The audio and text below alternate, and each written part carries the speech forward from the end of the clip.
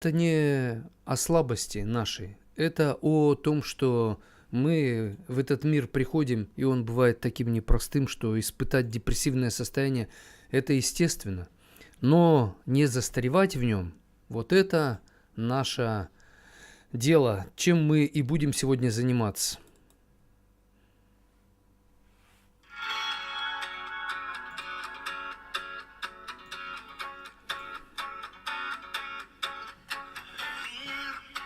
Непрост задает тебе вопрос, как актер на экранах в образе кого ты живешь. Мир непрост, он диктует роли свои. Гульнас, Ирина, Наташа, Федор. На этом свете в поисках заветной любви. Татьяна, Венера, мое почтение. Но ты не одинок, с тобою в этом мире ему не все равно, его любовь тебя спасет. Мир Галина, непрост, поединок зла и добра. Мы, идя по этой жизни, часто смотрим смерти в глаза. Но ты не одинок, с тобою в этом мире ему не все равно, его любовь тебя спасет. Ты не одинок, с тобою в этом мире Ольга, Наталья, Алешка Лавров. его любовь тебя спасет.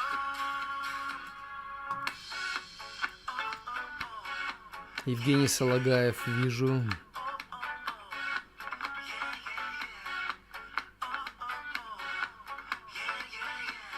Всем, кто в Фейсбуке, в Ютубе, в Твиттере и в Телеграм. Непрост задает тебе он вопрос.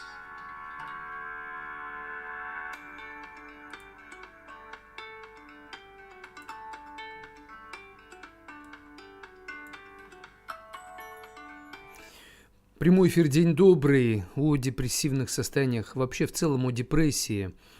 Сейчас такие времена, когда испытать депрессивное состояние – это нормально, и она развивается, депрессия, как неправильная реакция на стресс. Стрессов у нас с утра до вечера из-за каких-то сложностей в отношениях с близкими, друзьями, коллегами по работе. Читаешь новости, стресс испытываешь, новости про экологию, про все эти военные конфликты. Все это пугает, напрягает, неопределенность. Ну, очень много причин испытывать стресс.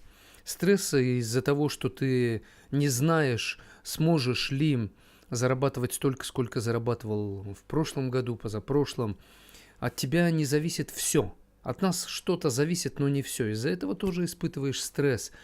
Поэтому если неправильно реагировать на стресс, начинает накапливаться неправильная реакция. Я не могу, у меня не получится, это от меня не зависит, и это тоже.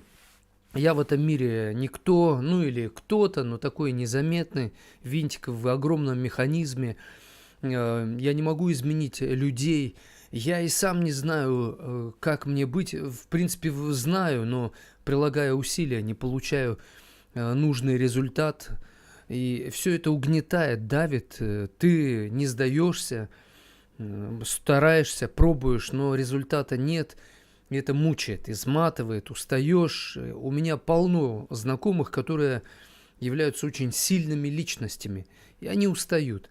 Они редко мне говорят о том, что им плохо, но им на самом деле реально плохо. Они не хотят об этом говорить, потому что не хотят сами себе признаваться в том, что им плохо. Потому что если ты в этом признаешься, значит, ты уже не способен этот процесс контролировать, и ты вынужден признаться в том, что тебе тяжело, трудно, ты не знаешь, как быть, что делать. И признаваясь себе в этом, как будто бы у тебя уходят силы. Да, Действительно, определенная часть сил, она уходит, когда ты смотришь реальности в лицо и понимаешь, ты не можешь с этим что-то сделать кардинальное, потому что ты пришел в этот мир, ты его не создавал. И приходится смиряться с этими обстоятельствами, принимать их и говорить, что ж, буду учиться жить в том, что есть. Но если у тебя раньше было лучше, лучше кушал, больше зарабатывал, лучше выглядел, лучше отношения были, а сейчас хуже, тяжело. Тяжело от того, что делаешь все, что от тебя зависит, но результата такого, как надо, нет, еле держишься, ну или держишься, результат среднестатистический, а прорыва нет, а нет какого-то мощного успеха, нет тех чувств сильных, страсти мощной в отношениях, и ты как будто бы уже ведешь какую-то однообразную, серую такую жизнь, ты борешься просто за то, чтобы удержаться на плаву. Уже не наслаждаешься жизнью. Я последние пару месяцев вижу красивые места, но не могу насладиться этой красотой, потому что обстоятельства, условия жизни, они не позволяют мне. И я себе говорю, да, ты видишь красоту, но не можешь этим насладиться в полной мере. Это депрессивное состояние? Да, я себе говорю, да, и не надо себя мучить тем, что ты, видя красоту, не можешь этим насладиться. Наслаждайся в той мере, в какой это получается. То есть живи так, как получается. Если не получается лучше, чем хотелось бы, научись жить с тем, что есть. Стрессы возникают у нас с утра до вечера. Неправильная реакция на стресс какая? Если ты борешься со стрессом. Стресс – это реакция, которая помогает тебе адаптироваться. И тебе нужно просто сказать самому себе: потерпи, подожди, прояви терпение. Потому что ты проявляешь терпение, у тебя происходит автоматическая перенастройка в мозгах, в нервной системе, в твоей душе, в твоем духе, и через какое-то время ты вливаешься в этот поток. Как у Чискент Михай в «Потоке», он написал книгу интересную, вот что-то похожее. Этот поток начинает тебя нести, выносит, вытаскивает, и, конечно, нельзя постоянно быть в потоке, быть расслабленным. Это как по реке плывешь, периодически отпускаешь весла и плывешь по течению, но периодически нужно рулить, потому что иначе выбросит на берег, на косу. Нужно то рулить, то отпускать себя. Поэтому в жизни точно так же. Чтобы не впасть в депрессию, нужно полностью расслабляться, нужно опять собираться, концентрироваться. То больше сконцентрировался, то меньше. Спасибо большое. И с Фейсбука нам написал Петро: здравствуйте, Евгений, благословений вам Божиих. Доброго вечера вам, Петро. Я думаю, что вы с Сакрамента, да? Или откуда? Доброго ранку, если вы с европейской части мира.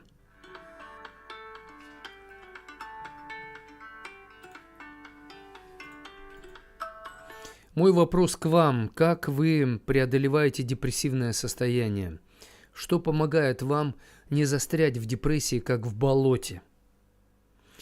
В болоте, чтобы не утонуть, нельзя резко дергаться.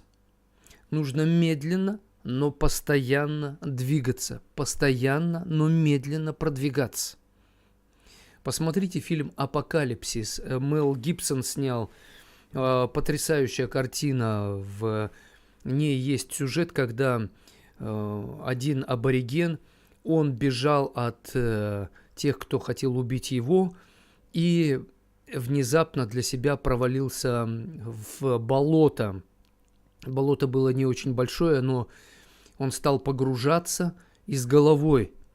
И он знал, что если он будет дергаться, он утонет. Он с головой погрузился и медленно, медленно шел по дну и дошел до другого берега.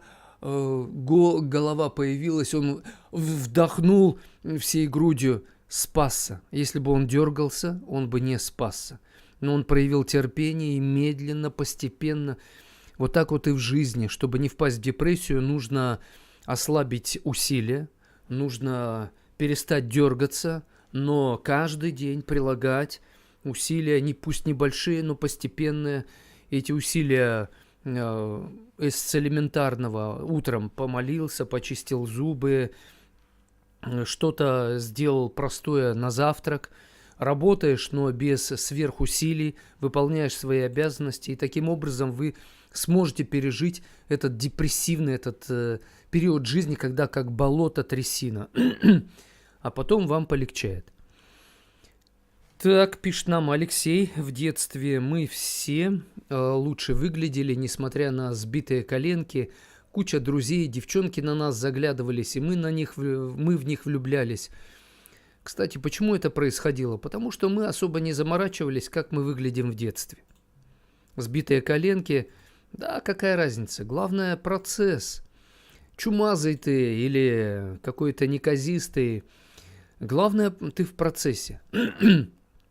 Мы влюблялись в девчонок, расстраивались, если не было взаимности, потом все равно опять влюблялись. Почему? Потому что мы верили, что есть любовь. Беззаветно. Верили, что есть любовь. И если сейчас чувства ушли, они придут. Мы это как-то сердцем чувствовали. Поэтому у нас депрессивных состояний почти и не было. Потому что мы продолжали верить в любовь. Такая, знаете, детская наивная вера в любовь. Во взрослой жизни мы ищем факты, аргументы, которые бы нам помогли самим себе доказать, что все будет хорошо. А в жизни порой аргументы не нужны. Нужна детская, простая, наивная вера.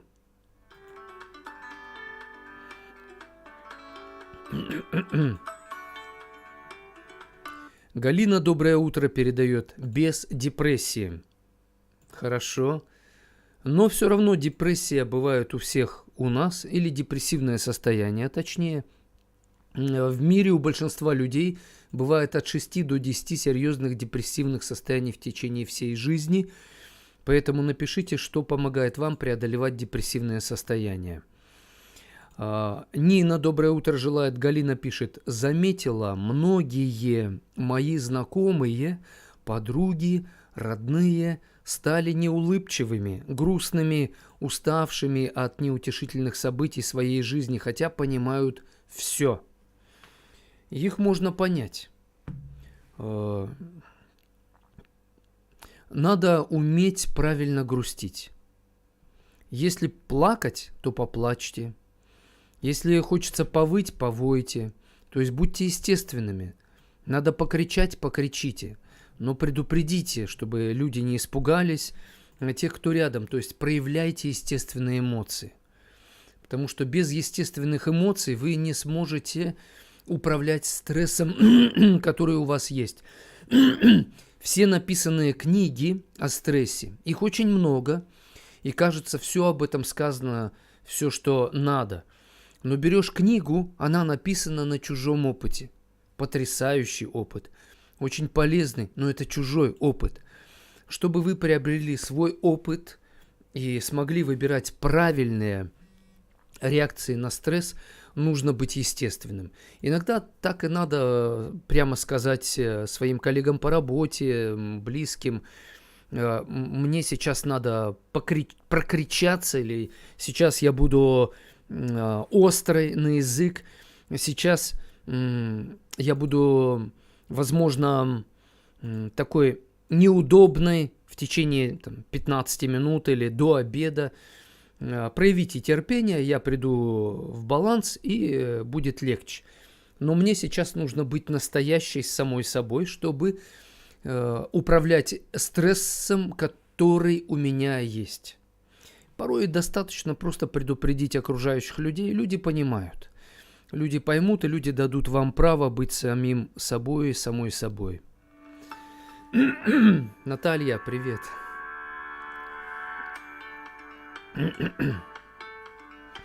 Но что важно? Уметь грустить, уметь печалиться и уметь расстраиваться. Если мы играем на гитаре, она расстраивается, потому что мы на ней играем. И это естественно. Точно так же и наше тело, наш мозг, нервная система душевное состояние, оно расстраивается, когда мы это применяем в жизни, когда думаем, пытаемся почувствовать что-то. У нас бывает состояние в голове тупика, не знаю, что делать. Это расстройство. Но это расстройство наступило, потому что ты ищешь, ты думаешь. И нормально, настраивай опять себя. Как настраивать на лучшее? Ну, во-первых, верить, что у меня получится. Когда мы начинали что-то делать, чему-то учиться, у нас ничего не получалось. Но нам говорили, все получится, просто пробуй, продолжай. Точно так же и здесь. Чтобы не застрять в депрессии, просто продолжайте делать то, что можете. И сами себе говорите, я могу делать то, что могу. И это нормально. И это значит, что у вас есть власть и сила делать то, что вы делаете. И этого достаточно. Хочется большего, хочется лучшего, хочется сильнее, увереннее. Но пока не получается, значит, берите то, что есть, и с этим делайте то, что можете. Ну, а Господь сделает то, что Ему угодно, а Ему угодно, чтобы нам было хорошо.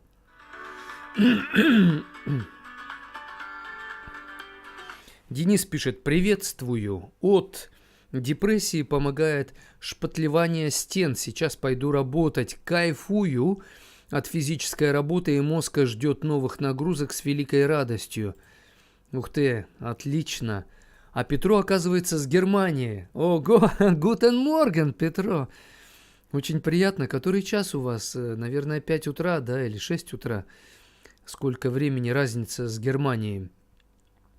Светлана. О, Светлана из Портленда пишет. Да, многим моим друзьям сейчас нелегко, все переживают, и мне тяжело. Вот это очень хорошо, Светлана, что вы признаете, что вам тяжело. Это очень важно говорить себе «мне тяжело», или говорить «я не знаю, что делать», или «мне невыносимо тяжко», или «это такой ужас». Как его пережить? То есть признавать, что вы чувствуете, что вы испытываете, проговаривать это, но после этого говорить: я верю, что будет лучше. Мне сейчас очень плохо, но я все-таки понимаю, что мне плохо. Значит, мой мозг работает, и он помогает мне понять, что мне действительно очень плохо. Вы проговариваете вслух состояние «я чувствую безнадегу», «я чувствую неопределенность», «я чувствую какую-то беспросветность», «у меня ощущение, что свет в конце тоннеля я не увижу».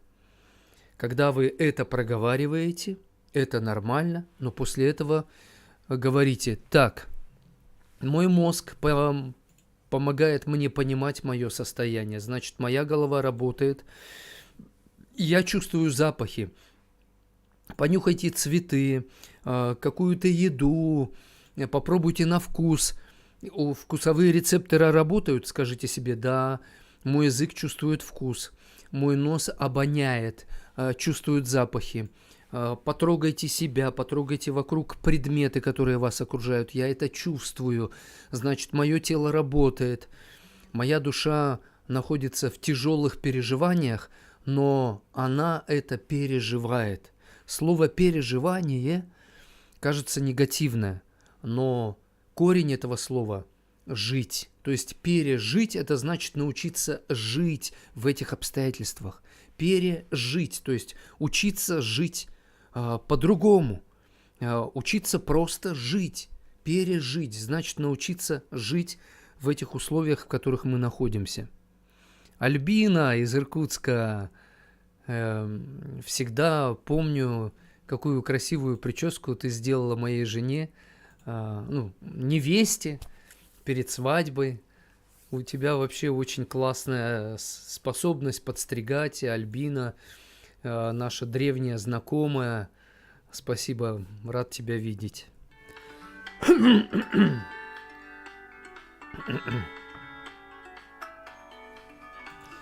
Пишет Наталья: доброе утро всем. Любовь, доброе утро желает Галина. Написала: Евгений, рада видеть вас. здоровья, счастья и любви. Когда мы друг другу желаем такие прекрасные слова, они сбудутся, если мы их берем и применяем в жизни. Нам желают здоровья. Желаю тебе здоровья.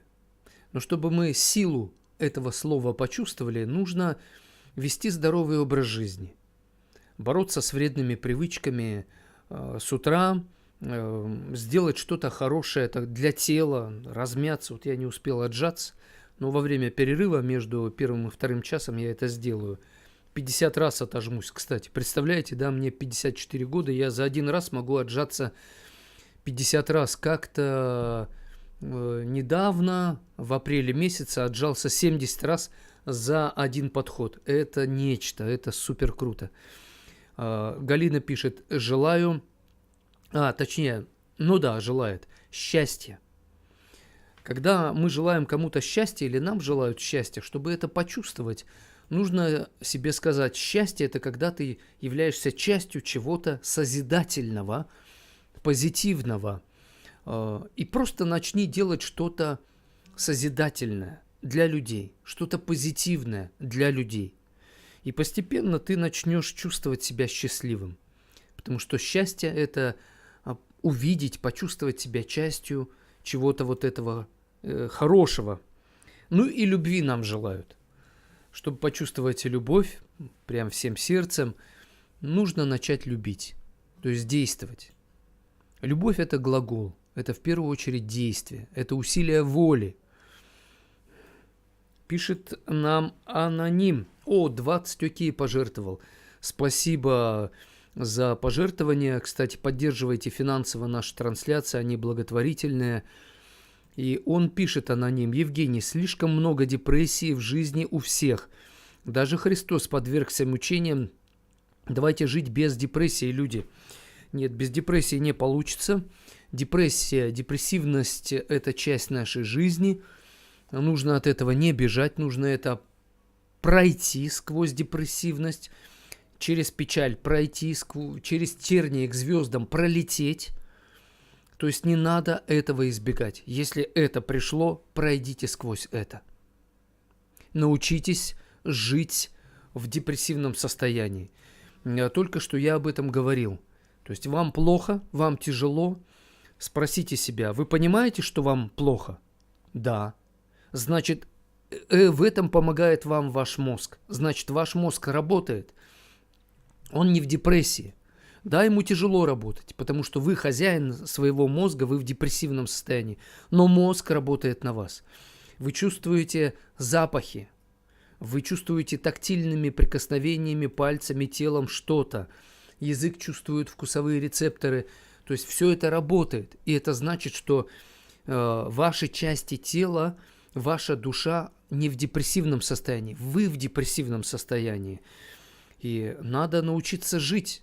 Потому что ваше тело говорит вам: я чувствую то, что надо чувствовать. Я чувствую гнилой фрукт от свежего. Отличаю, чтобы ты не отравился, хозяин. И ваш язык живет. Он не в депрессивном состоянии. Ваши глаза видят. Они не в депрессивном состоянии. Вы понимаете, да? Вот эти элементарные, простые вещи нужно проговаривать, когда вам очень плохо. Начинайте с этих элементарных, как дважды два, ощущений.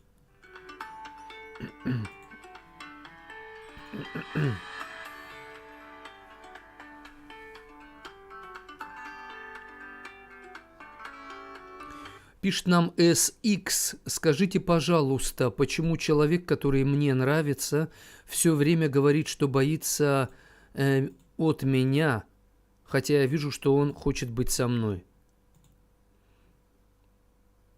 Он вам нравится, но он боится вас. На самом деле он имеет право бояться, потому что вы другой человек, и он рядом с вами чувствует себя не вполне комфортно, потому что с вами надо меняться. Чтобы вас понимать, ваши чувства, нужно измениться, а ему комфортно быть таким, какой он есть.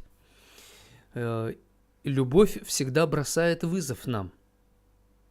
Поэтому сейчас любовь как бы говорит вам: он тебе нравится, это естественно, но он может не разделить твои чувства.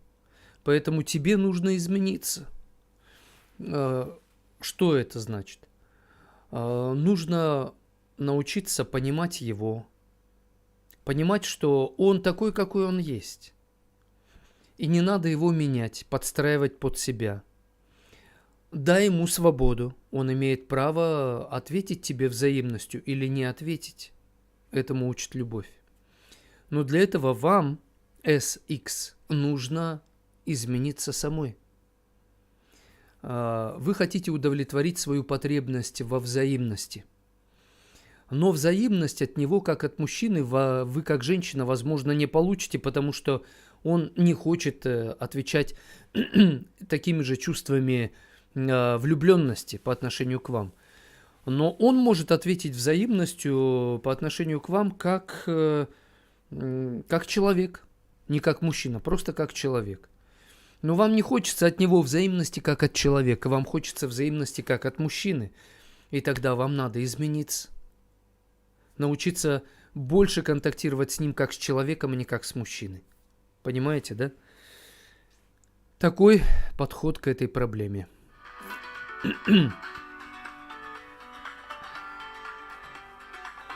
Пишет Людмила. Придумали себе болезнь люди, назвали ее депрессией и горюют. Это не придуманная болезнь.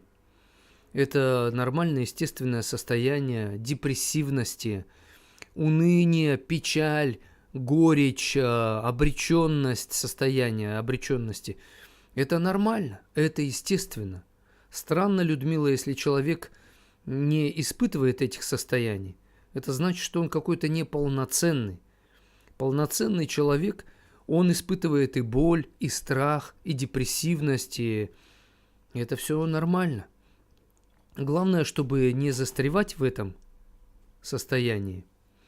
Так, пишет нам Татьяна. Помогает смирение преодолевать депрессивное состояние. Это экономия энергии, так что депрессия тоже нужна.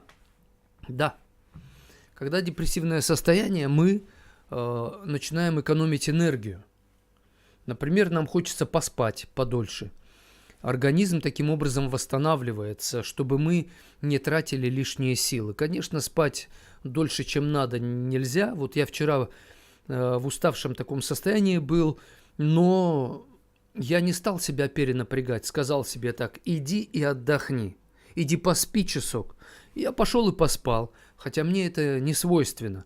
Но я прислушался к своему организму, и организм после этого сказал: хозяин, спасибо, что ты прислушался и сделал как надо. Теперь я буду служить тебе, эффективнее буду служить тебе.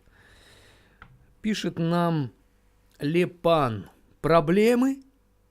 Да, Лепан. Лепан задал только лишь вопрос. Проблемы, конечно. Проблемы есть, они были и они будут. Существует проблемное обучение. Надо иногда создавать себе проблему, потому что с проблемами мы столкнемся. Тяжело в учении, когда мы учимся, чтобы подготовиться к преодолению сложных периодов жизни. Нужно создавать самому себе проблемы, чтобы тренироваться, учиться их преодолевать. Пишет нам Нина. Я пою божественные песни, они меня успокаивают. Спасибо. Да, кстати, мне божественные песни тоже помогают.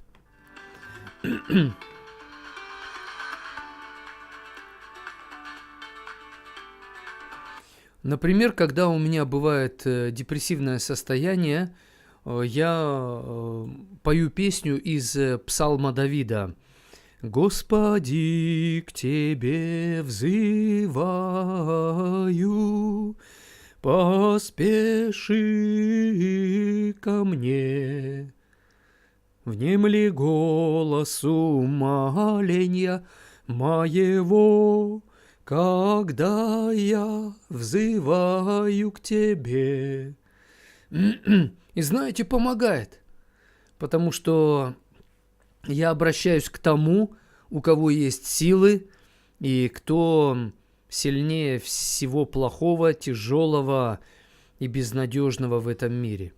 И весь вопрос, веришь ли ты в это? Я тренирую свою веру, когда пою божественные песни. И потом, после этого мне становится легче, и как психолог, уже как человек, как личность, мужчина, я становлюсь способен делать уже свои земные дела, как надо.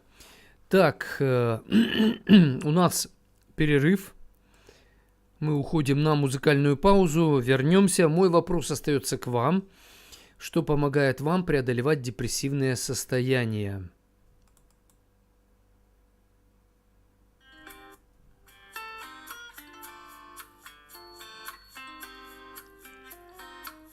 Сто 140-й псалом, Олеся. Та-да-там, та-дам. Верен мир своей природе до скончания лет. На рассвете Тьма уходит, ибо свет рождает. свет, Ольга Денисова, вижу вас. свет Рождает свет. Ставьте лайки, делитесь трансляцией. Сто мелодий стихли вроде, тишина в ответ. Но под утро тьма уходит, ибо свет рождает свет. Свет рождает свет. Мир опять сошел с ума, и лишь одно спасет его. Свет рождает свет, а тьма не рождает ничего.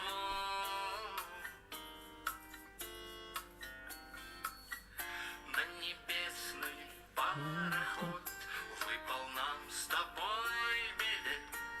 Вот так я обнимаю свою жену. Он уходит на восход, туда, где свет рождает свет.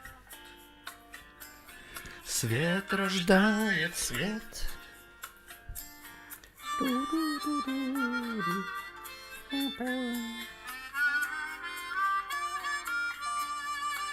Ставим лайки.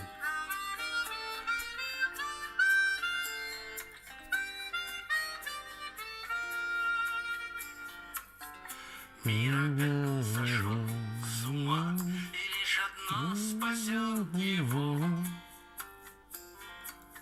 Свет рождает свет, а тьма не рождает Ничего.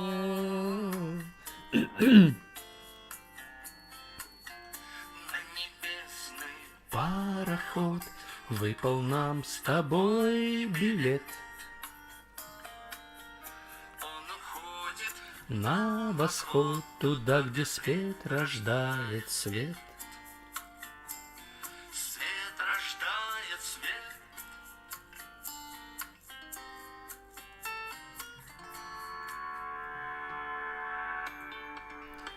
Меня зовут Евгений Сарапулов, это прямой эфир «День добрый», я профессиональный психолог. Депрессия, первый час посвящен этой теме. Депрессия – это следствие затянувшегося подавленного настроения. Настроение происходит от слова «настрой». То есть, когда мы не настраиваем инструмент музыкальный, то он звучит некрасиво, издает некрасивые звуки. Нужно настраивать инструмент, точно так же нужно настраивать себя. Бывают такие обстоятельства жизни, ты себя настраиваешь, очень быстро расстраиваешься. И кажется, да не буду я себя настраивать. Только настроил, меня кто-то обозвал, обругал, или что-то не так пошло по жизни. От затянувшегося, подавленного настроения возникает депрессивность. Поэтому не застревайте надолго в подавленном настроении. Поднимайте себе настроение, слушайте песни, которые вам нравятся, читайте места из Священного Писания, которые по-особому вам нравятся. Может быть, это не изменит кардинально ваше состояние, но хотя бы немного, чуть-чуть улучшит. И это означает настраивать себя, улучшать свое состояние хотя бы немного на некоторое время. Депрессия может быть из-за постоянного чувства вины. В принципе, кому-то выгодно, чтобы мы испытывали чувство вины постоянно. Люди подсаживают нас на чувство вины, они за наш счет начинают решать свои проблемы, они сбрасывают ответственность с себя, взваливают на нас. Депрессия может возникать из-за постоянного чувства вины. Чтобы не было постоянного чувства вины, нужно учиться постоянно благодарить. И не брать на себя всю вину. Бывает нужно, а бывает, что не надо. Депрессия из-за ощущения собственной бесполезности. Типа ты не нужен никому, и все, что у тебя есть, это все бесполезно. На самом деле есть люди, которым ваш труд нужен. Вы нужны. Например, мне вы нужны такие, какие вы есть. Ваши проблемы особенно мне нужны. Ваши неудачи, поражения, падения. Рассказывайте об этом. Это мне все нужно. Потому что я хочу помогать вам преодолевать эти состояния и помогать вам обретать надежду. Потому что я хочу, чтобы мне в этом же помогали. И кроме того, когда люди видят, как вы приползли сюда, принесли свою проблему, я помогаю вам решать, и вот мы вместе начинаем преодолевать эти состояния, они говорят себе, люди со стороны, значит, и у нас это получится. У них начинает возникать вера, что получится. Хотя они пришли сюда, не веря уже, может быть, ни во что, потому что, ничего не получается, да? Но само провидение привело вас сюда. Сам Господь Бог сказал, иди сюда, или привел вас сюда, чтобы вы услышали эти слова, что можно преодолеть, есть возможность. Постоянное беспокойство и повышенная тревожность тоже приводят к депрессивным состояниям. Нам пишет, секундочку. Галина, только труд и движение, не замыкайтесь. Да, это помогает в преодолении депрессивных состояний. Нина пишет, здравствуйте. Если человек ненормален, то он, в принципе, не сможет себя настроить. Двигаться надо, а не сидеть и злиться. Когда вы не можете себя настроить, попросите людей настроить вас. Это как порой музыкальный инструмент, он же не может сам себя настроить. Мы настраиваем его, поэтому мы сами иногда себя не можем настроить. Попросите меня, кого-то еще. Нина пишет, точнее не Нина, а дети папы Евгения. Чтобы не было депрессии, нужно пусть не оптимистичного, но пути вперед дальше. Как-то вы написали. Люди сами цепляются за депрессию, я так думаю. Доброго утра. Людям нравится находиться в депрессивном состоянии, потому что, типа, я ничего не могу, я уже ничего не хочу, мне ничего не надо. И все, и ответственность. Ты поплыл по течению. Иногда надо отпустить себя и плыть по течению, но в целом, когда ты выбираешь это состояние, хотя что-то можешь, но говоришь, нет, я не могу, не хочу, отстаньте от меня, так проще, удобнее, но ты теряешь контакт с самим собой, ты теряешь себя. А депрессивное состояние часто, оно в хорошем смысле, оно помогает нам увидеть в себе силы, которые раньше мы не видели, а вот в отрицательном плане депрессивное состояние, оно как будто бы загоняет нас в угол и говорит, ну и все, подохни здесь, зачахни, засохни, потому что все бесполезно. Резида пишет, Казань, больше двигаться. А это вы из Казани, понял? Больше двигаться, что-то делать, забыть все переживания. Мне это помогает, начинаю готовить, выйти на улицу, зайти в магазин, быть на людях, ходить и забыть все.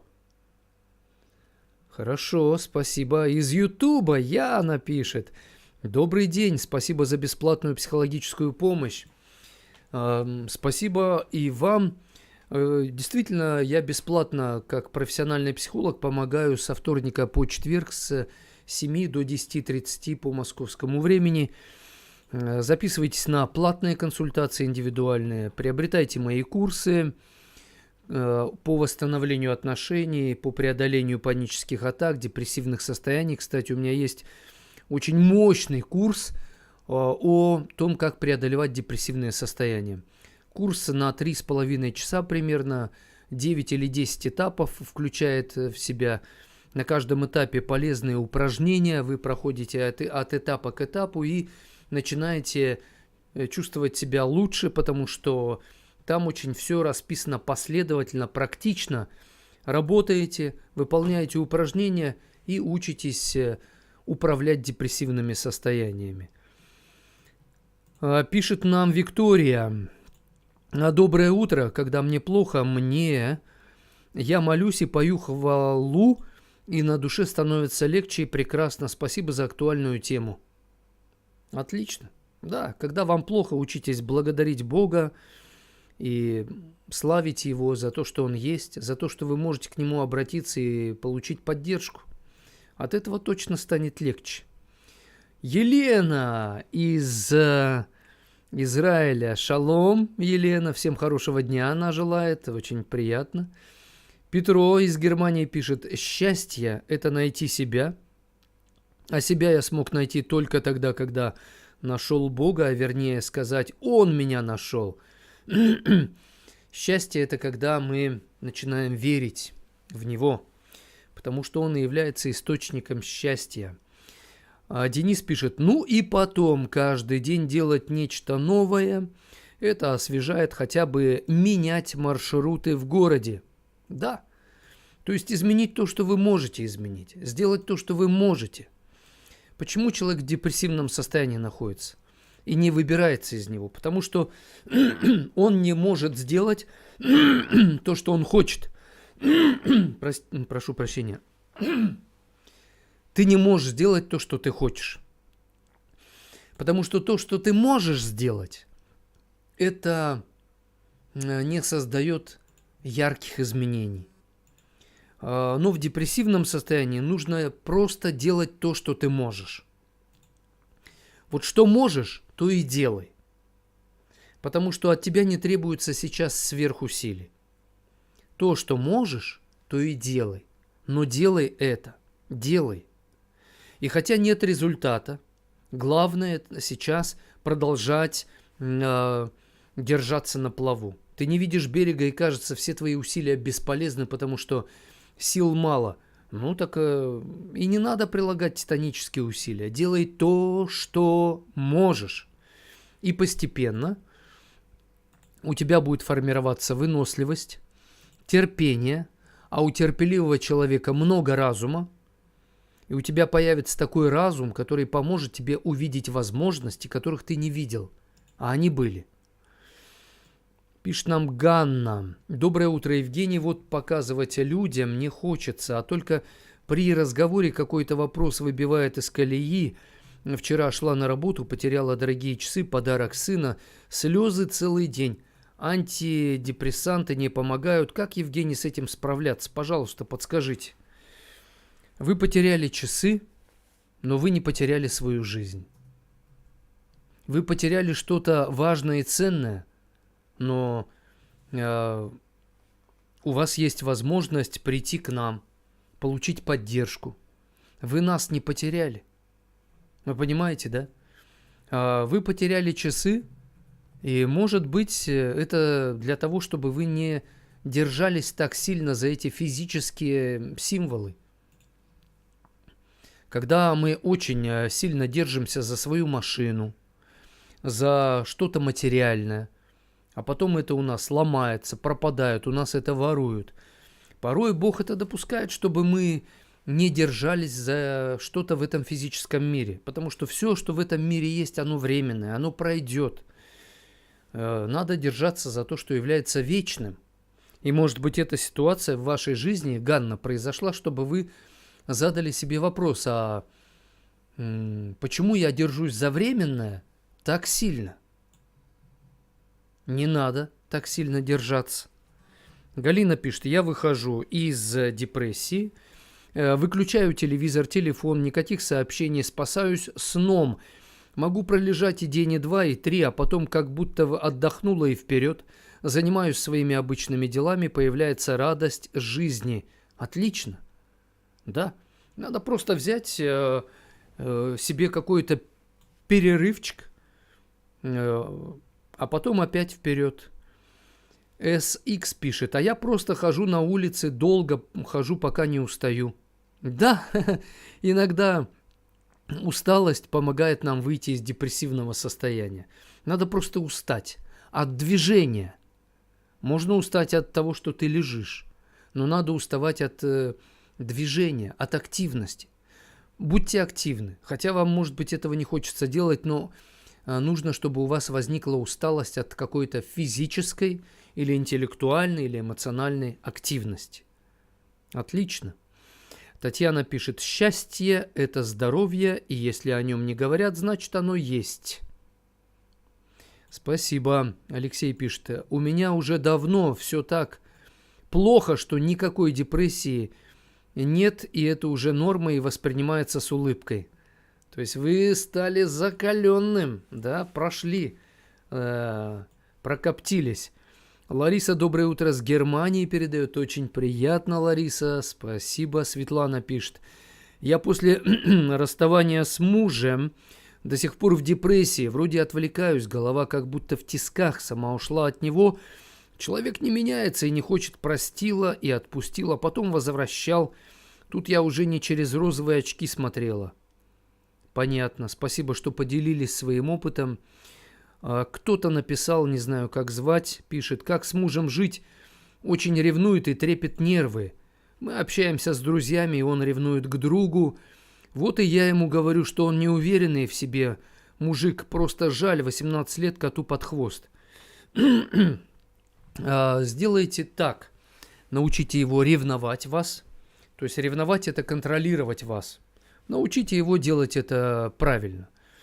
А во-вторых, скажите ему, ты женился на мне, когда я была свободной, когда я общалась с разными людьми. Я понравилась тебе, потому что я общалась с другими. Чтобы я тебе нравилась, и ты меня не ревновал, а влюблялся в меня, надо, чтобы ты давал мне свободу общаться с людьми. Та свобода, которая у меня была. Ты понимаешь? Это же закон. Не нарушай закон жизни, иначе ты будешь чахнуть. Я не дам тебе засохнуть. Я буду общаться с другими, чтобы ты понял. Я готовлю вкусно, я с тобой нежная, я в интимном плане расположена к тебе, потому что я общаюсь с другими, потому что я обогащаюсь таким образом, я чувствую себя личностью многогранной.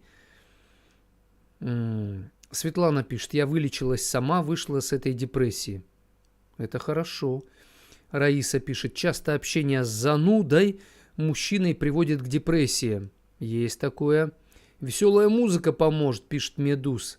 Медуза Горгона. Да, согласен. Ксюша пишет, душ, зарядка хорошо помогает. Отлично. Дети папы Евгения пишут, по теме эфира.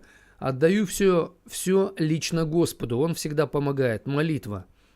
Отлично. Медуза Горгона пишет, депрессию мы делаем себе сами. Того, чего нет, мы можем себе придумать, не зная истины. Точно. Есть такая проблема.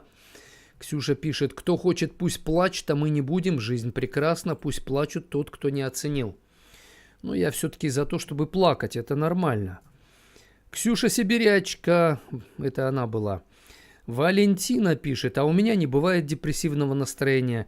Если мне бывает тоскливо, я иду к детям своим любимым внучкам, пообщаюсь, обниму, поцелую или зову их к себе, угощаю вкусненьким. Да песни мне тоже нравятся петь и молюсь, благодарю Бога за все, что у меня есть. Ну что ж, это хорошо. Я думаю, у вас бывают депрессивные состояния, просто вы их как бы не осознаете как депрессивное состояние. Динара пишет, здравствуйте, я очень запуталась, у меня отношения 4 года, ему 52, мне 46, и я ему не доверяю. Так закончите эти отношения. И скажите, нам надо переосмыслить наши отношения. И если мы начнем отношения, то надо их начать правильно. У меня есть курс, как иметь серьезные отношения мечты с мужчиной, с которым вам хотелось бы быть, и чтобы эти отношения были надежными. На этом я закончу первый час эфира. Большое спасибо всем. Встретимся через 8,5 минут.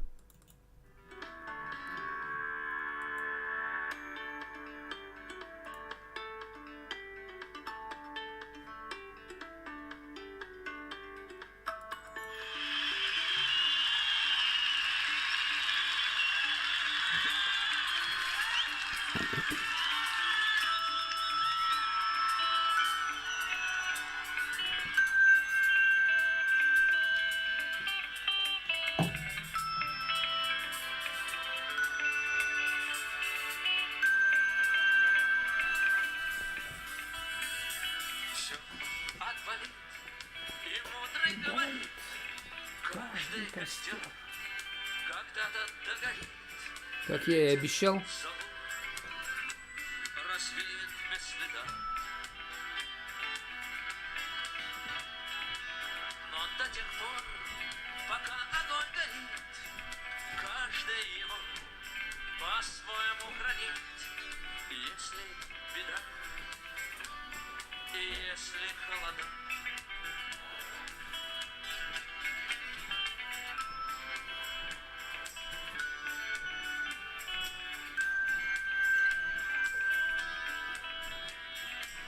росла длина, жгут едва-едва и берегут силы и дрова.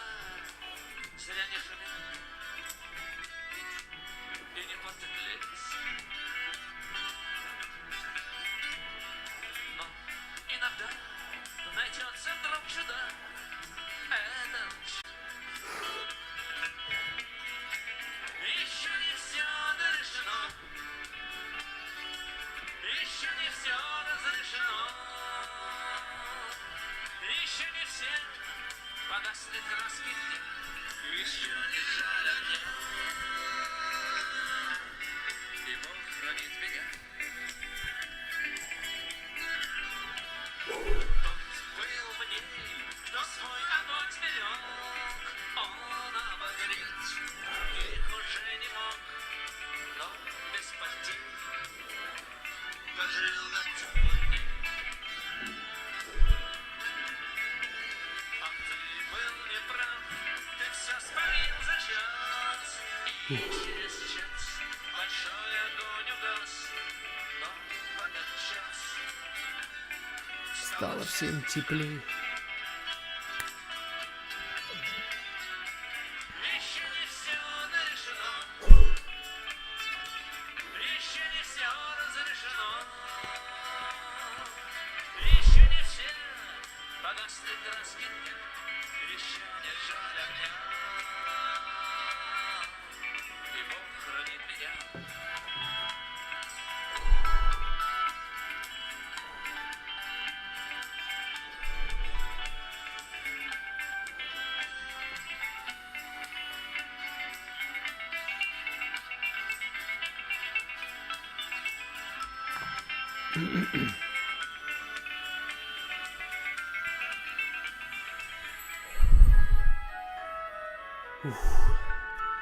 Нехило так 50 раз, да?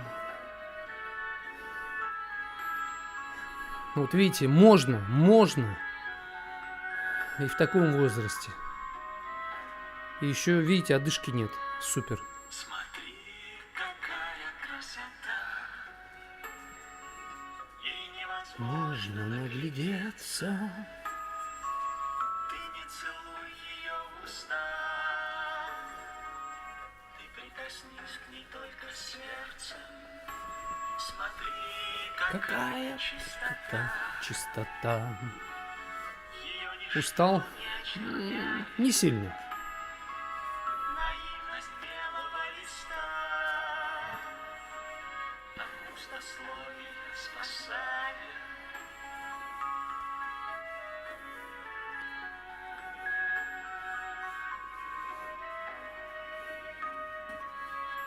Смотри, какая доброта, Доброта. она надежду бережет, что без раздоров и хлыста прозрение сердца обретет. Смотри, какая высота, Высота. что невозможно дотянуться самых высоких в мире скал. Луна и солнце будто бьются,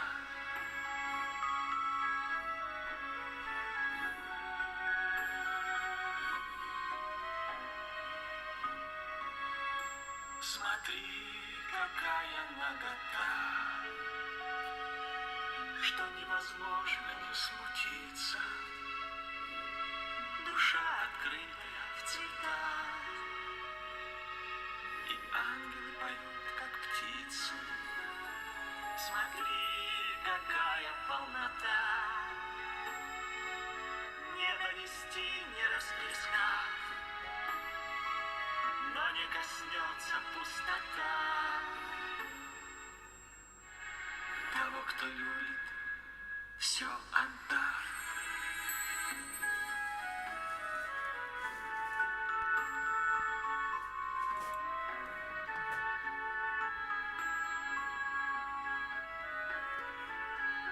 Доброе утро, Светлана Тимошина. Спасибо.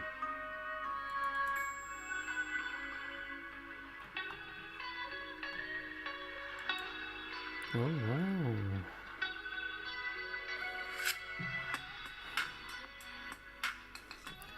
Остались денежки вчера. Это есть очень хорошо.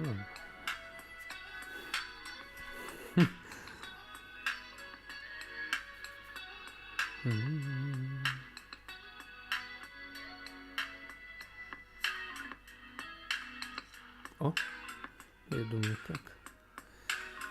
Так, остается так, 1,5 минуты где-то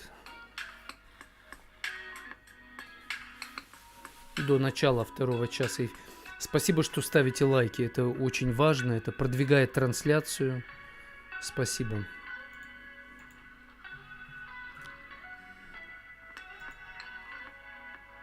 Город Тюмень на связи. Екатеринбург.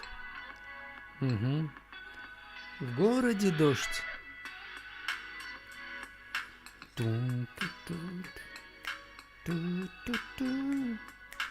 В Мюнхене 22. Ого.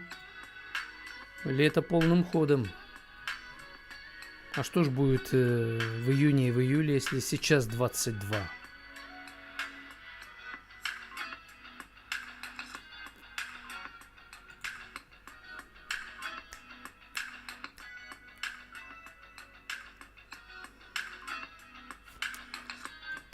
Так. Скоро начнем, через 40 секунд, через 35 секунд. Я пока песню найду для вступления.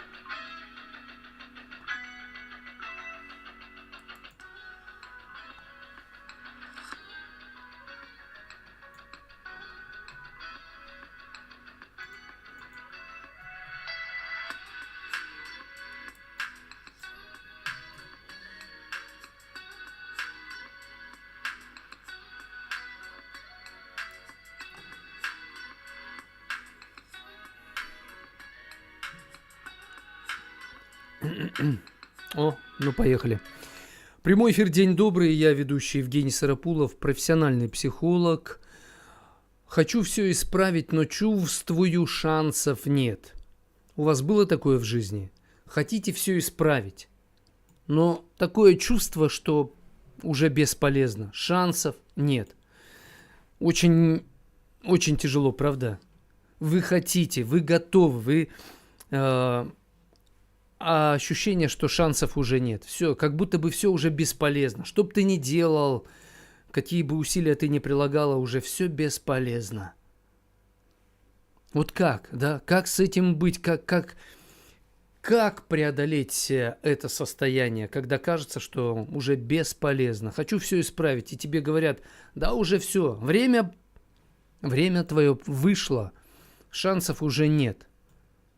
А ты думаешь, да я могу, я хочу, я попытаюсь, а тебе говорят, а уже бесполезно. И вот что с этим делать? Как быть? Знаете, тут, конечно, ощущение безнадежности присутствует, но это только ощущение. У этой черты порой кажется, что действительно шансов нет. Но шансы есть. Нужно изменить свое состояние, чтобы увидеть эти шансы, эти новые возможности. Не изменишь свое состояние, не увидишь. Ну.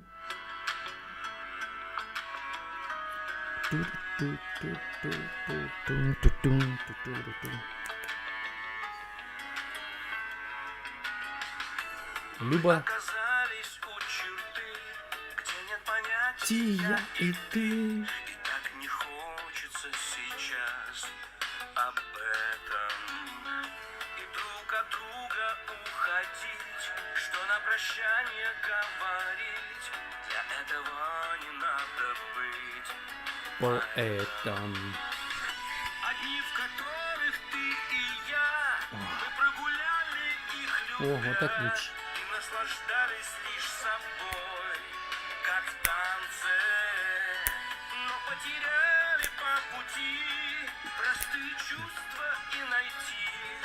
Неужто нет у нас с тобой ни шанса? Там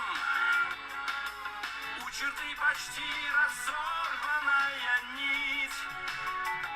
Наталья Холманских. Еще все можно изменить. Вы видите, я подстригся, кстати. Кто-нибудь почему об этом не пишет? Краски медленно стекают по стеклу. По стеклу. Снова правда превращается в вину, как в плену.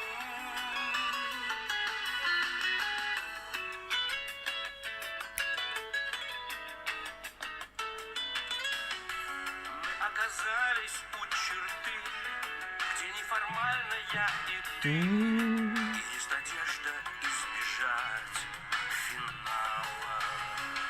Как будто ночь без фонарей кричит: согрей меня скорей. Она сегодня, как и ты, устала.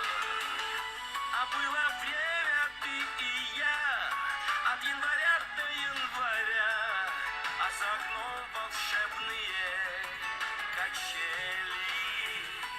И долгожданный детский смех, на удивление для всех, мы это вместе пережить сумели. Там у черты почти разорванная нить, но пока еще все можно изменить и простить. Там краски медленно стекают по стеклу. Снова правда превращается в вину, как в плену. Там у черты почти разорванная нить, но пока еще все можно изменить и простить. Мы оказались у черты, где нет понятий я и ты. И в жизни все не так, как нам казалось. Звучит банальное прости, но лишь одно может спасти: любовь, которая еще осталась.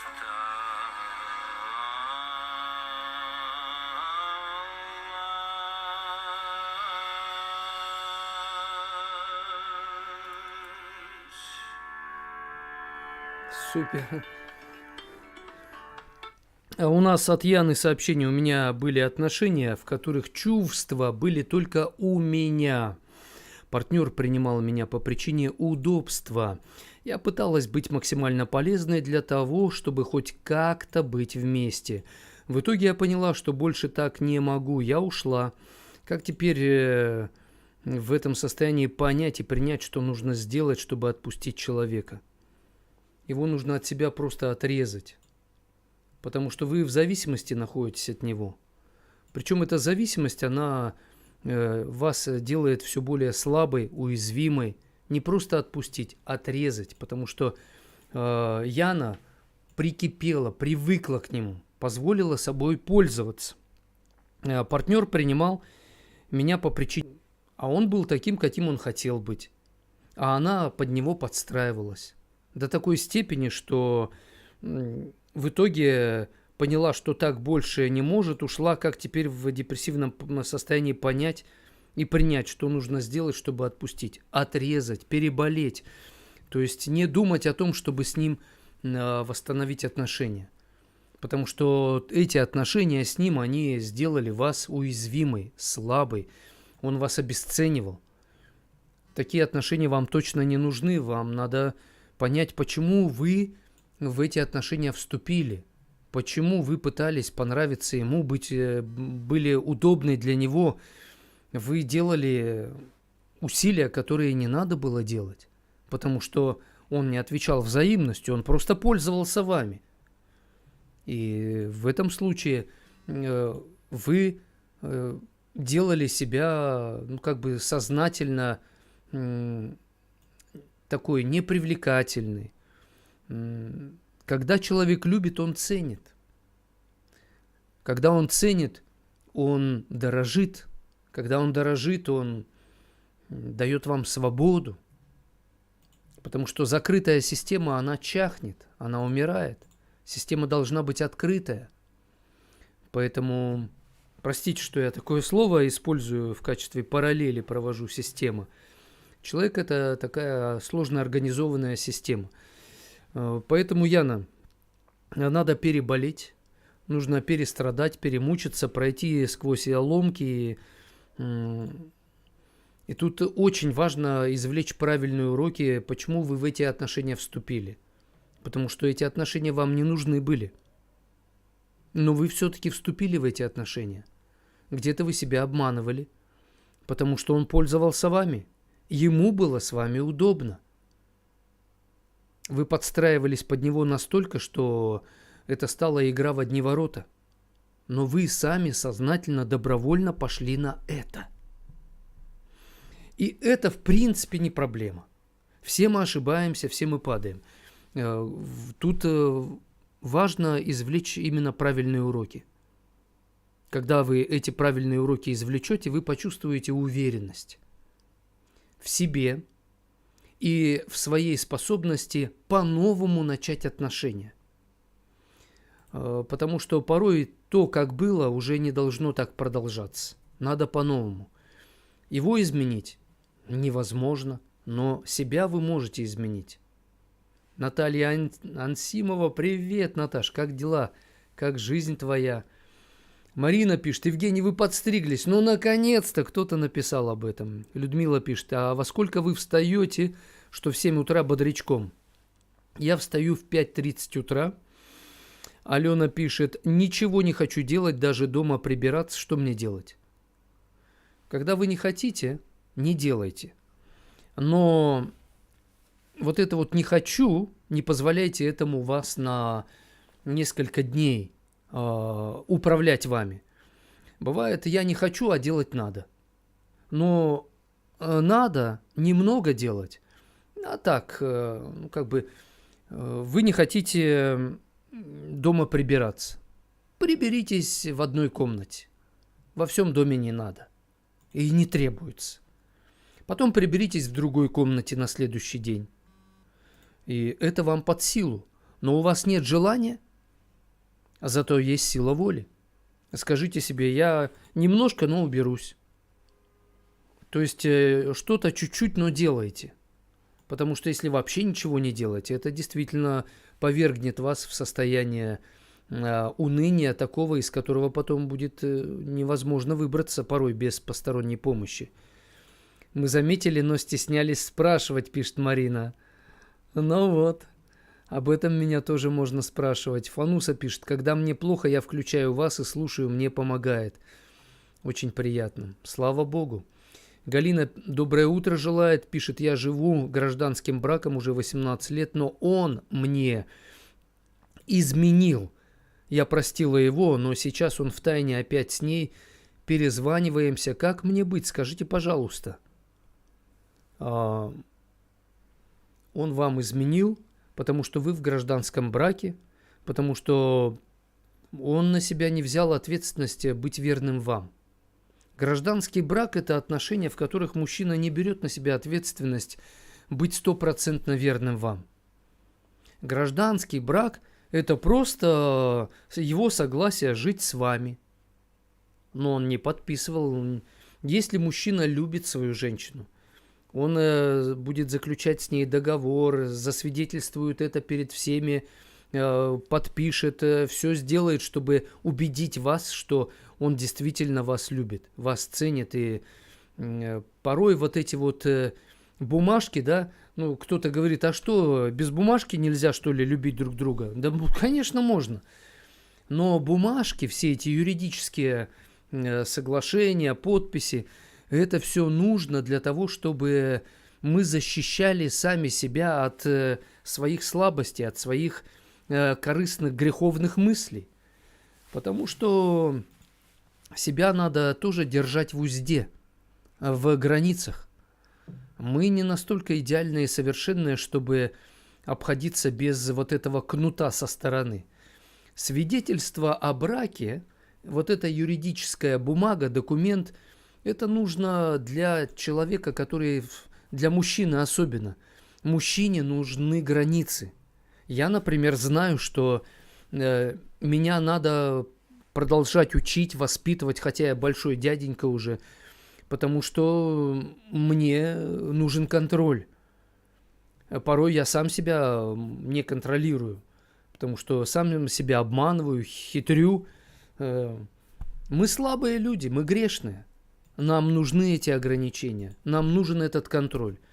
Мужчина, который любит женщину, он подтвердит это подписью в брачном агентстве, что он берет на себя ответственность любить и заботиться во всякое время о своей избраннице. Он свидетельствует об этом перед окружающими. И мужчина, который любит в ЗАГС, он пойдет и подпишет все, потому что он берет на себя ответственность, и он этим самым, самого себя тоже ставит в рамки. Потому что если он их нарушит, то будет платить алименты, то будет ему больно, то будет его преследовать закон. И кажется, да я и без этого ее люблю. Это самоуверенность. Люди, уверенные в себе, они знают, что они в чем-то сильны, но не во всем, а в чем-то они слабы. Аноним пишет нам, 20 окей пожертвовал, спасибо за финансовую помощь наших трансляций. Ставьте лайки, делитесь трансляцией, подписывайтесь на канал, где вы смотрите, и финансово поддерживайте наш эфир. Итак, Галина пишет, доброе утро, это я ответил. Аноним, Евгений, я еще думал, что Христос мог обезвредить врагов своей божественной силой, может, жизнь была бы и лучше. Да, он мог, но его миссия заключалась в том, чтобы умереть за наши грехи. Потому что мы сами себя спасти не можем. Сила, власть греха, смерти, она сильнее всех наших усилий. Поэтому делами человек не может спастись. Какие бы дела он ни делал добрые, бесполезно. Поэтому человеку нужна помощь со стороны. Так же, как детям нужна помощь родителей. Ксюша пишет, чтобы не было депрессивности, надо работать, помогать людям, кому-то еще тяжелее, чем тебе. Согласен. Так. И еще аноним. Вы сегодня главный спонсор нашей трансляции. Спасибо вам. Пишет Евгений. Правильно, проще нищему войти в рай, чем нам с нашими игрушками дорогими. Да, поэтому не надо ни за что в этом мире держаться двумя руками и ногами. А имеющие что-либо, живите как не имеющие ничего. Голенькими мы пришли в этот мир, голенькими и уйдем. Ничего не сможем взять из этого физического мира. Геннадий пишет: добрый день, раньше в Перископе вас смотрел, рад видеть вас ВКонтакте. Да, я веду свои трансляции во всех основных соцсетях. А Сергей пишет: а у вас как у психолога нет такого впечатления, как будто повсюду камеры, микрофоны и вас контролируют, как в фильме «Блондинка в эфире»? Я постоянно под оком Всевышнего нахожусь. За мной следят его ангелы, которых он посылает для того, чтобы они помогали мне. Следят камеры. Мы живем в мире цифровом, где все больше и больше будет, слежение за нами. И поэтому я это знаю. Я живу как под стеклом. Это нормально. Меня это не напрягает. Я кормлю тех, кто за мной подглядывает. Даю им информацию, да. Просто я это понимаю и принимаю это как часть нашего мира. Меня это не расстраивает. Любовь пишет: кстати, я понимаю, что никто не сможет заглянуть в мою душу, кроме Господа. Никто, со всеми камерами, лупами и приборами ночного видения, никому не дана такая власть. Пишет Любовь: думаю, что депрессия знакома всем. Постараться очень надо, чтобы не затягивалась. Способов множество, но бывает нужно выждать. Согласен. Сашулькина Юлечка пишет: я не знаю, как мне быть. Парень очень эмоциональный, он может накричать, один раз руку поднял, простила, помирились, но чуть не по его орет, за горло хватает, по 2-3 дня дома не ночует, принял меня с 2 детьми, от первого брака часто оскорбляет. Это означает, что вы добровольно согласились на эти отношения. Вы понимали и чувствовали, что этот парень – это не подарок, и что вы можете заплатить дорогую цену, но вы не хотели себе в этом признаваться. Вам хотелось очень сильно, чтобы рядом с вами был мужчина. Вы этого так сильно хотели, что вы сами себя где-то обманули. Обманули свою женскую интуицию, которая подсказывала вам: не лезь в эти отношения, не вступай с ним в отношения. Женская интуиция часто женщине подсказывает, как и совесть говорит нам: не надо этого делать. Но ты находишь повод самого себя обмануть. Поэтому, Юлечка, вы вступили в эти отношения, понимая где-то интуитивно, что что-то не так, что-то не то. И поэтому вопрос весь возникает: зачем вам нужен такой мужчина, который в конечном итоге вас измучает, вами будет пользоваться? Вы за это платите слишком дорогую цену, больше, чем надо. И это видят ваши дети. Они видят, как он унижает вас. Лучше бы его не было рядом. Но вы вступили в эти отношения. Уже не вернуть. Парень, с которым вы сейчас в отношениях, он пользуется вами. И он будет пользоваться вами, пока вы ему не надоедите. Однажды он уйдет от вас. Или будет продолжать сидеть у вас на шее. И это все лишит вас красоты, привлекательности, силы, уверенности, веры в любовь. У вас наступит разочарование, одиночество, раздражение. Поэтому вот так, как есть, с этим нельзя жить. Слишком много вы отдаете. Вы истощитесь, измотаетесь. И почувствуете себя как разбитая корыто. Вот пока до этого не дошло, вам нужно подумать о том, как вы будете жить без него. Составить план и постепенно выйти из этих отношений. Если он захочет отношений с вами, тогда нужно заключить некий договор. Прежде он вначале должен поработать над собой, чтобы он не вел себя так, как он ведет сейчас. И он должен сам этого захотеть. Он сам себе должен сказать: я был неправ, так нельзя обращаться с женщиной.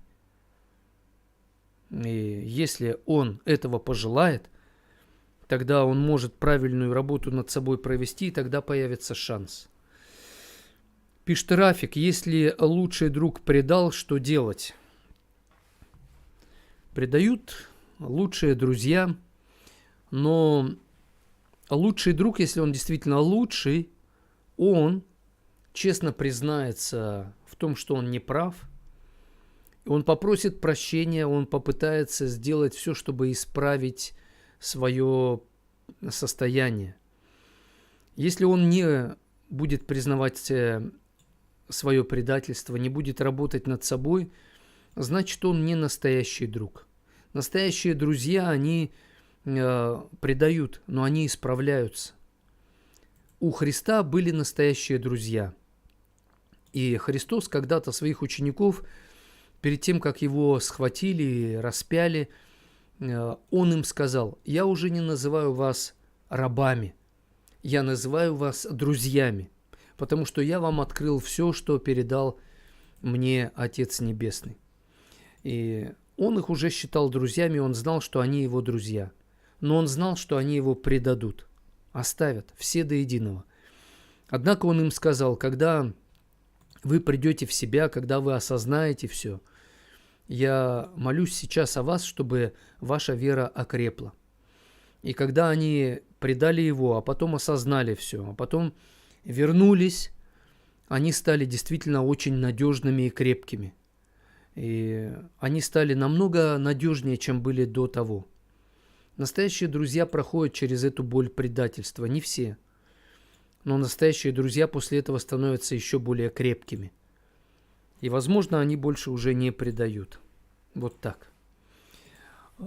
Юлечка пишет: мы вместе 1,5 года. Он был нежный, заботливый, красиво ухаживал.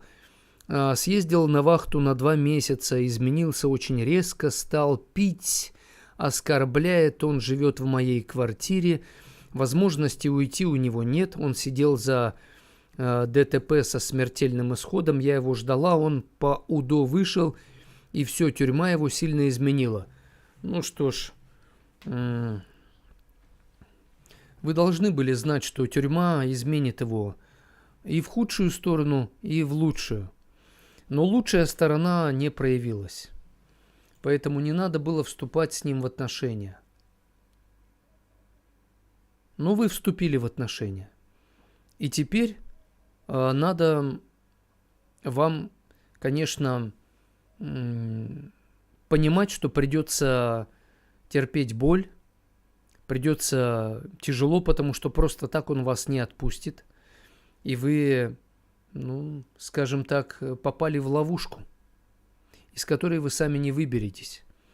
Вам надо получить юридическую консультацию, как себя правильно вести в таких обстоятельствах. Вам нужна помощь моя, поэтому, пожалуйста, заходите на трансляции. И нужно составить план того, как вы выйдете из этих отношений, чтобы, возможно, именно с ним начать уже новые отношения. Для этого также вам нужны авторитеты, которые являются авторитетом для него, но это авторитеты, которые ему объяснят, что так, как он поступает, это ненормально. В общем, здесь придется приложить вам особые усилия, и это будет очень трудно, потому что легче было бы не начинать эти отношения. И там тоже было бы больно, потому что вы хотели этих отношений. А звучала у нас песня, нет, в начале эфира? Я вот не помню.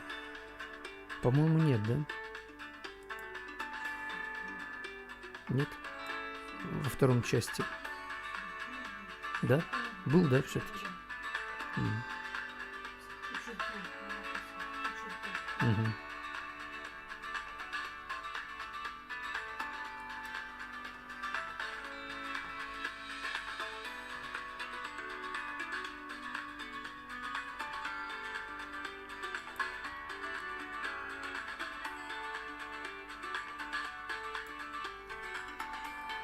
Сейчас прозвучит песня Земфиры «Мы разбиваемся». Ваши отношения, они будут разбиваться об этот эгоизм. Ваши отношения будут разбиваться, это я Юлечке говорю, об вот это, о его поведении. И в конечном итоге это как корабль, который разобьется, на нем невозможно будет плавать. Поэтому пока еще вы можете спастись, образно выражаясь, да, корабль уже разбитый, он уже разбивается на шлюпки, на там, спасательный жилет или спасательный круг. Нужно спастись от этих отношений и затем уже, может быть, построить вместе с ним новый корабль, где вы определитесь, по каким правилам вы будете плавать, потому что то, как он плавает, он игнорирует законы жизни. Просто сбежать, пишет Анна. Ну, для начала, может быть.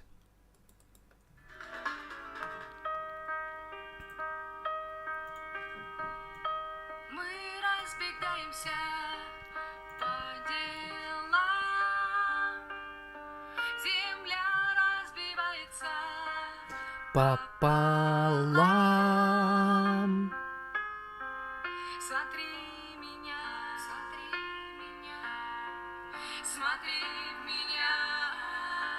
Ставим лайки, продолжаем, делимся трансляцией. Прости меня за слабость и за то, что я так странно и Чаянно люблю.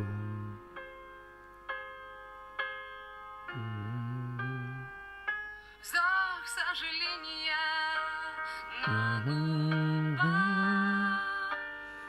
зависли в неправильных Города. звонки телефонные под луной, границы условные. Я с тобой.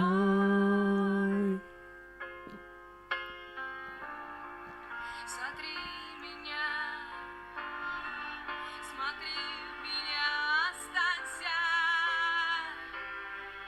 Прости меня за слабость и за то, что я так странно и отчаянно.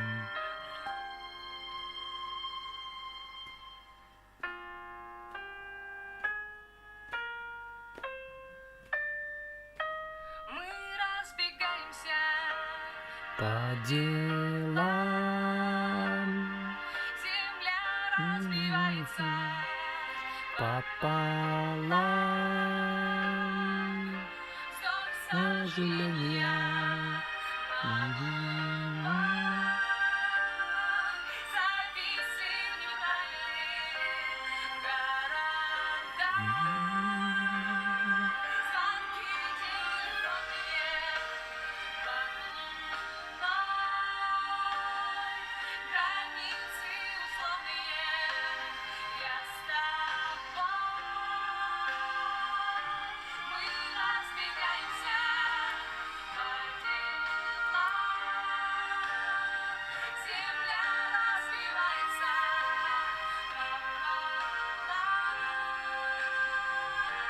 Мы разбегаемся.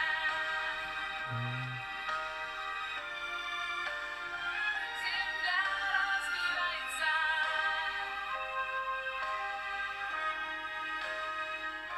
Мы разбиваемся.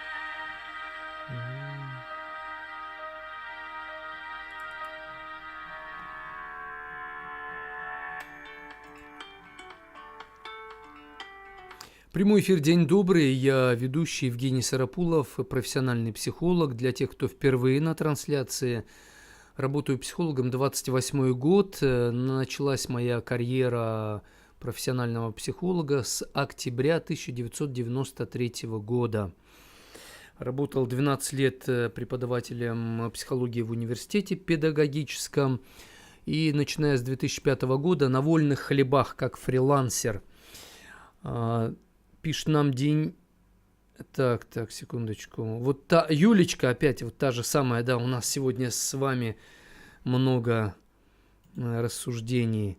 Один раз нож швырнул в мою сторону, пишет, в стену вошел, сказал, слушайся меня. Как я сказал, так и должно быть, тебя бить нужно, чтобы воспитать. Вот видите, он вас и искалечить, и убить может однажды. эти отношения это не просто абьюз, то есть унижение, это опасное для жизни отношение. Он может вас убить, потом скажет, что я натворил, искалечить, а потом может говорить, ты заслужила, и тварью называть, и обесценивать будет. Он себя не контролирует. Он должен научиться себя контролировать, а он себя не контролирует. Что это за мужчина, который себя не контролирует? Такой мужчина опасен для женщины, поэтому от него надо просто бежать и куда-то скрыться, чтобы он не знал, где вы. Но, возможно, вы слишком завязаны с ним, у вас единственная квартира. Он платит деньги за одежду на ваших детей. Ну, в общем, для ваших детей, да. Я не знаю нюансов ваших условий, но, Юлечка, вы сами в эти отношения вступили, вы сами позволили ему так себя вести с вами. Потому что когда-то он начинал с чего-то грубого, и надо было очень жестко говорить. Либо ты так себя не ведешь, и наши отношения продолжаются. И если ты будешь так себя вести, никаких отношений, все закончится. То есть он считает, что вы принадлежите ему. Он считает, что вы его собственность. А вы позволили ему так думать. Почему вы так поступали? Денис пишет, насколько помогает от депрессии общение с животными? Очень помогает. Очень. Животное – это очень классный антидепрессант. Погладить животное, поухаживать за ним. Животное, оно такое, да, оно как-то вот ластится к тебе, ложится у ног, смотрит преданно в глаза твои. То есть животное, оно как будто бы берет твою боль. Оно порой даже животное замечено, у тебя где-то болит там в ногах, в груди или там голова, плечи, живот, и он прямо ложится в это место и как будто забирает это все на себя. Александр пишет, а в каких случаях жены сами возвращаются обратно? Когда они уверены, что вы изменились или вы встали на путь изменений. Жены возвращаются обратно, когда они видят, что вы серьезно стали работать над собой, что вы правильно начали работу проводить над собой. Я курсы свои предлагаю, как вернуть мужа, как вернуть жену, как измениться, как восстановить отношения, ну и прочие разные курсы, потому что в них правильная работа проводится. Порой люди сами меняются как могут, делают то, что от них зависит, но этого недостаточно. Чтобы дело сделалось правильно, нужно правильно его научиться решать задачи. Очень часто люди делают все, готовы жизнь свою отдать, а результата нет, потому что правильные действия не научились совершать.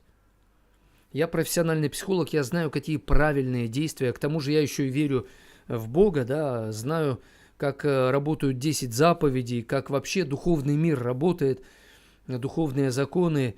И это во много раз усиливает мою именно профессиональную помощь. Поэтому надо уметь правильно действовать. Правильные действия приводят к правильным результатам. И это как дважды два – 4. Так что в каких случаях жены сами возвращаются обратно?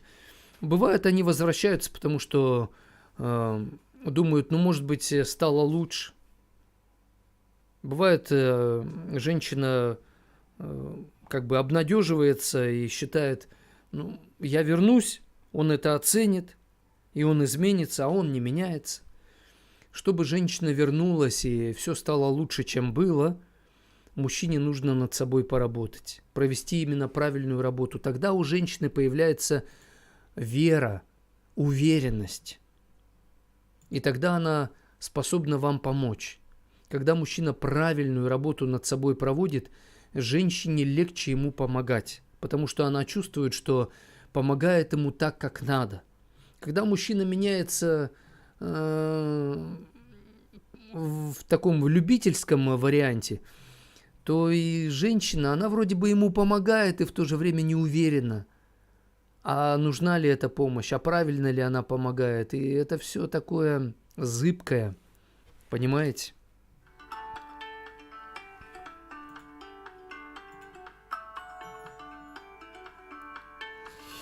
Хочу все исправить, но чувствую, шансов нет. Так называется тема этого часа эфира.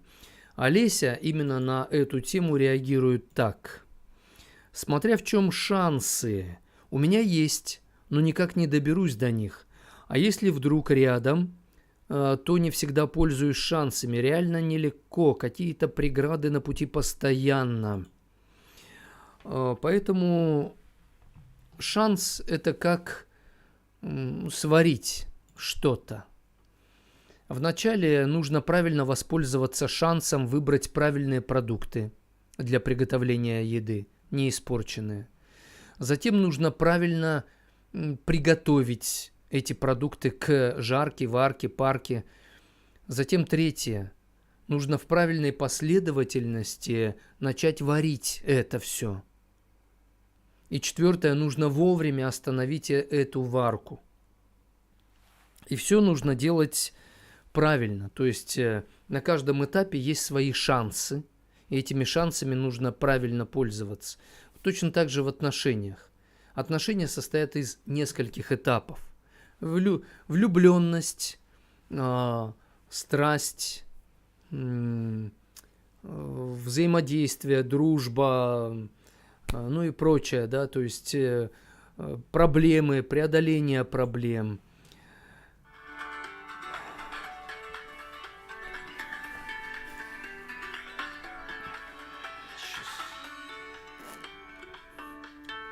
Так, Светлана пишет, мне муж тоже изменил, ходил на коленях, я права, что приняла. Здесь тоже надо правильно решать эти проблемы. Вот просто так простить, этого недостаточно. Нужно простить правильно, чтобы вы не оставляли внутри себя горечь.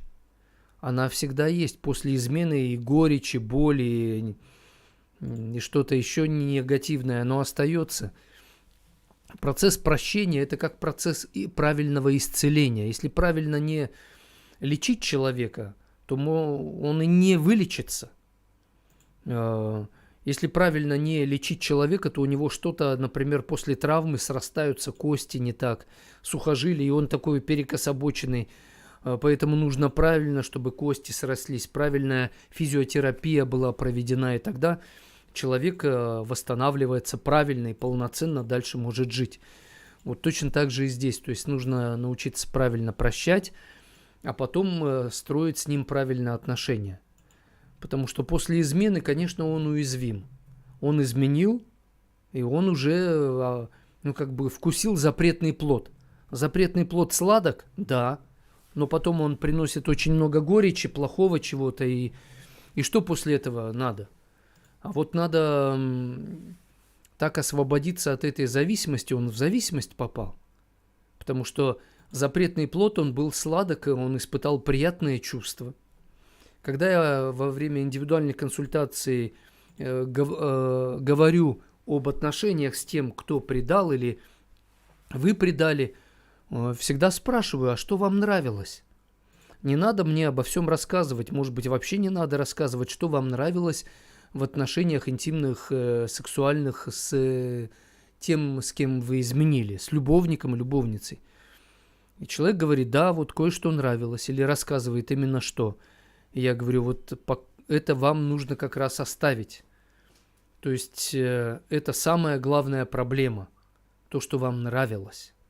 Потому что когда у вас возникнет опять конфликт, напряжение в отношениях, какая-то неудовлетворенность, вы опять захотите, вы вспомните автоматически о тех приятных ощущениях, и вы захотите их вновь. Почему изменяют? Потому что хотят испытать вновь то приятное. Поэтому, чтобы не изменять, нужно в себе похоронить это приятное. Буквально просто взять и отрезать. И это целый процесс. И не просто оставить это, отрезать, а вот это вот приятное найти в своем любимом человеке. Поэтому надо развиваться вам. Если вам изменили, то, может быть, вы привыкли, что вы исполняете супружеский долг, а надо все-таки какое-то вносить разнообразие в это, работать над собой. То есть недостаточно просто «вот я и есть, почему ты мне изменяешь?» Потому что вы не развиваетесь, вы остаетесь такой статичной. Надо развиваться как личность, как человек, как женщина, попытки предпринимать, по крайней мере. Это целое искусство жизни, искусство любви.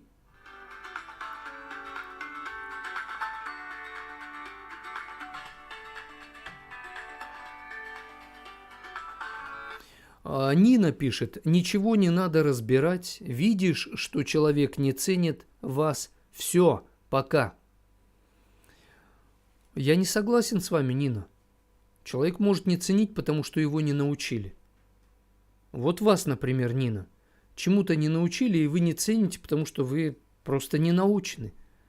Кого из нас учат семейной жизни? Мы учимся годами, чтобы получить профессию, приходим после обучения работать, и нас там учат. Сколько лет мы учимся, чтобы стать профессионалами. Почему к семейной жизни нас не учат? Ну или учат еле-еле. И вы, Нина, вот так, да. Да его не учили ценить. А вы сразу все пока. И что? А о вас о чем это говорит? Что вы тоже неуч в этом плане. Он неуч, вы неуч. Ну вот и вы будете так и маяться по жизни, и так и не найдете свое счастье. А найдя, не сможете этим счастьем правильно, так сказать, воспользоваться. Это эмоции. Видишь, что человек не ценит вас. Все, пока. Он не ценит вас, возможно, потому что вы себя не цените как надо. Он не ценит вас, потому что действительно где-то он считает, что вы тут недостойны этого. Может быть, вы не правы. Поэтому вы слишком поверхностно, как-то очень так, знаете, легко. Все, пока. Это говорит о том, что вы сами не прошли школу жизни. Да, у вас есть определенный опыт. Вы научились обезболивать. Но обезболивание, оно хотя бывает нужным, полезным, но если постоянно обезболивать, тогда однажды проблема становится настолько тяжелой, болючей, что ничем уже не обезболишь ее. Все.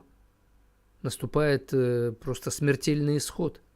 Или какая-то катастрофа, или что-то безвозвратное, точку невозврата вы проходите. Обезболивание очень опасное дело. 30 секунд.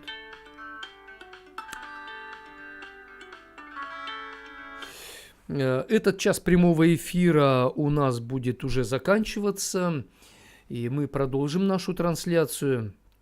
Так что пишите ваши сообщения обо всем, что слышите, с чем согласны, с чем не согласны, задавайте вопросы. Юрий пишет, романтика это отлично, да, но как нужно правильно создавать романтику в отношениях, чтобы она играла правильную роль? Альфонсы умеют быть романтичными, так разводят женщину, что ей кажется это любовь, а это просто романтика. И все. Это просто приправа. А любовь говорит, но главное это вот куски, да, там, главное это не приправа. Например, на дереве плодовом главное что? Не цветы, а плоды. Но без цвета, вначале цвет, потом зависть, потом плоды, да. Без цвета и не бывает и как бы и плодов. Без романтики не бывает полноценных отношений. Но романтика это только часть, это как дополнение, но не самое главное. Ну что ж, до встречи в следующем часе. Группа Комбабак со своей шикарной песней «Без любви все ничто», закончит этот час нашего эфира. Реальные пацаны.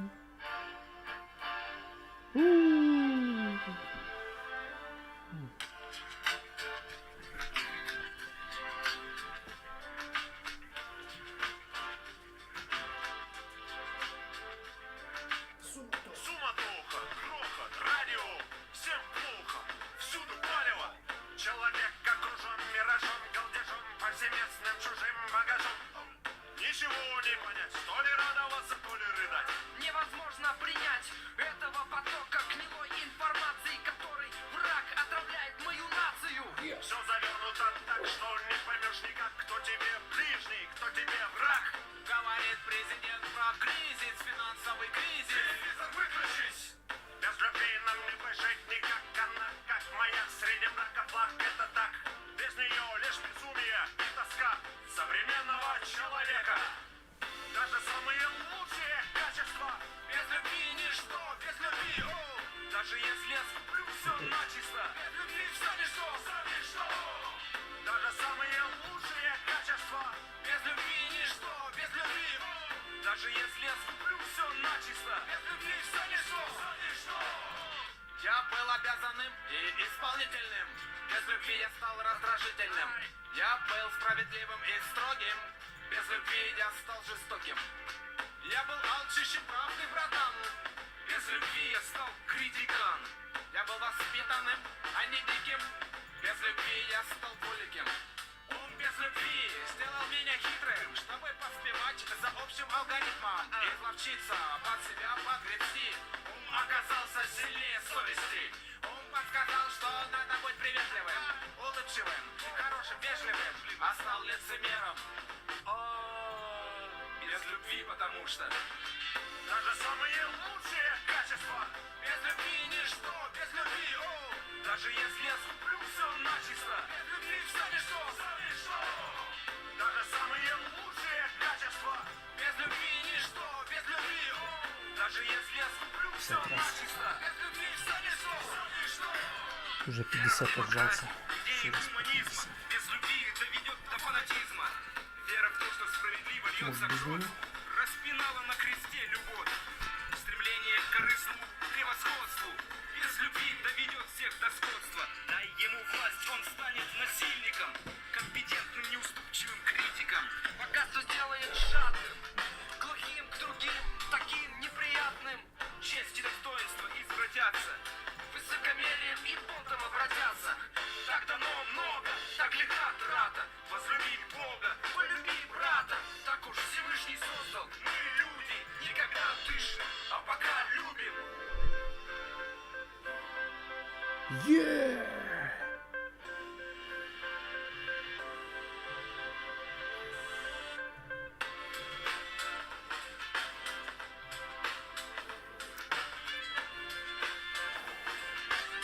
Я буду французский такой. Картошечку сходил. Котейка там. Даже если я скуплю все начисто, без любви все ничто. Даже самые лучшие качества без любви ничто, без любви. Даже если я скуплю все начисто, без любви все ничто.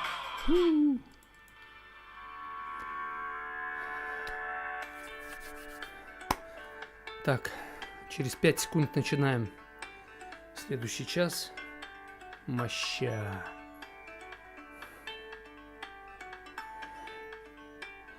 О.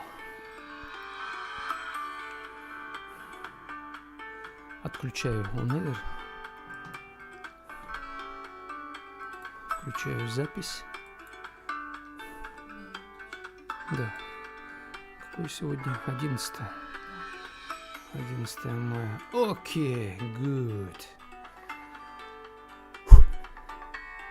А рубашечка у меня новая, заметили?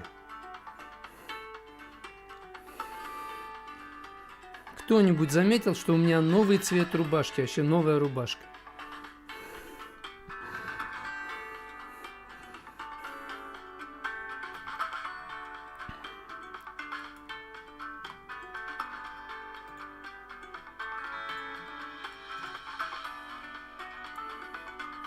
Прямой эфир, день добрый, я ведущий Евгений Сарапулов.